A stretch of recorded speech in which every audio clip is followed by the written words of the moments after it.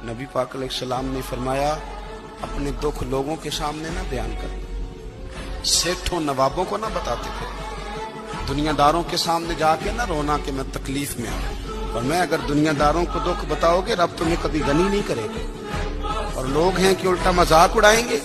आपकी जिससे बड़ी पक्की यारी है ना, पक्की, वो तब तक पक्की है जब तक आपने 50,000 मांगा नहीं।